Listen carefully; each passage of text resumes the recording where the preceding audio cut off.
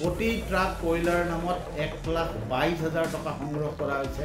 অবৈধ কয়লা খনিটোৰ মালিক হৈ গ'ল। অবৈধ কয়লা খনন চলি আছে। এই অবৈধ কয়লা খননৰ বিৰুদ্ধে দিছপুৰক অৱগত কৰা হৈছিল। আজি শ বিজেপি সমৰ্থক আৰু বিজেপি নেতা ৰাজপথলৈ ওলাই আহিছে। কেৱল পত্নীৰ নামত সম্পত্তি গঢ়াৰ এটা প্ৰতিযোগিতা চলিছে। কেনেকৈ চৰকাৰে 22,000 টকাৰ কয়লাৰ নামত ৰয়েলিটি লৈছে।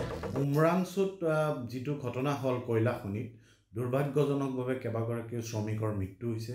আমি ৰাইজৰ দলৰ ফালৰ পৰা গভীৰ সমবেদনা জ্ঞাপন কৰিছোঁ আৰু যিসকল শ্ৰমিক এতিয়াও আবদ্ধ হৈছে কয়লা খনিৰ ভিতৰত, তেওঁলোক সুকলমে ওলাই অহাটো আমি মনে প্ৰাণে কামনা কৰিছোঁ।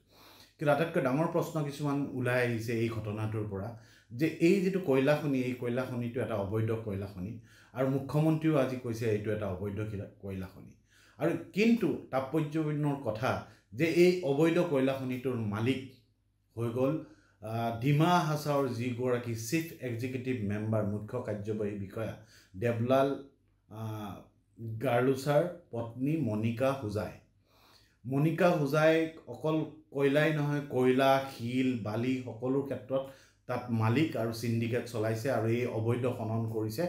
এয়া কথা আমি এই অভিযোগ অনা নাই। এই অভিযোগ স্বয়ং বিজেপিৰ অন্যতম শীৰ্ষ নেতা প্ৰাক্তন ডিমা হাছাওৰ প্ৰাক্তন চিফ এক্সিকিউটিভ মেম্বাৰ সমৰজিৎ হাফলংবাৰে কৈছে।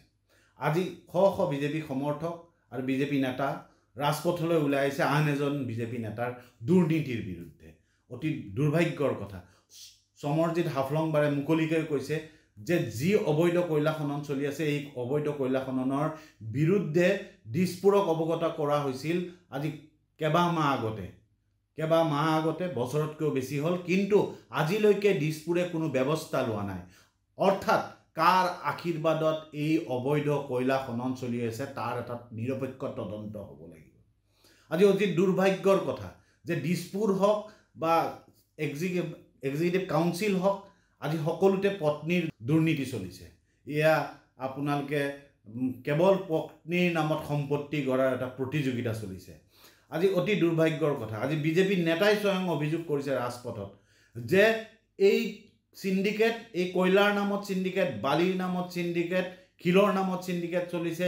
প্ৰতি ট্ৰাক কয়লাৰ নামত 1,22,000 টকা সংগ্ৰহ কৰা হৈছে।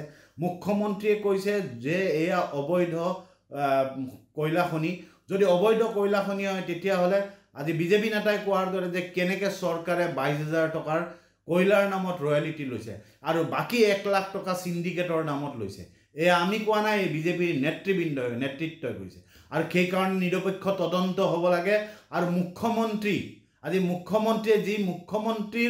অধীনত থকা গৃহ বিভাগৰ যি বিফলতা, আজি যি গৃহ বিভাগৰ থকাৰ পিছতো মুকলি আকাশৰ তলত কেনেদৰে কয়লাৰ খনি চলিব, মুক্তভাৱে কয়লাৰ খনন চলিব পাৰিলে, যি সময়ত ভাৰতৰ উচ্চতম ন্যায়ালয়ে ৰেড হোল মাইনিঙক অবৈধ বুলি ঘোষণা কৰি দিছে, তেনেস্থলত কেনেকৈ ৰেড হোল মাইনিং চলিব পাৰিলে আৰু কেনেকৈ এজন বিজেপি নেতা দেৱলাল গাৰ্লুছাৰ পত্নীয়ে এই অবৈধ কয়লা খনিৰ মালিক হ'ল, এই কথাৰ তদন্ত হ'ব লাগে।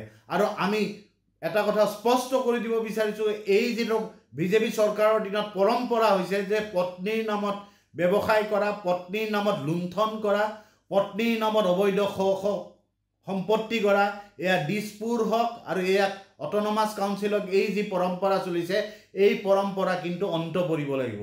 আৰু সেইকাৰণেই কৈছোঁ এই ক্ষেত্ৰত নিৰপেক্ষ তদন্ত হ'ব লাগিব। চৰকাৰে অনতিপলমে, যদি সৎ সাহস আছে আৰু হিমন্ত বিশ্ব শৰ্মা যদি ইয়াৰ লগত জড়িত নহয়, তেতিয়াহ'লে দেৱলাল গাৰ্লছাক অনতিপলমে বৰ্খাস্ত কৰক। এয়া আমাৰ ৰাইজৰ দলৰ ফালৰ পৰা দাবী।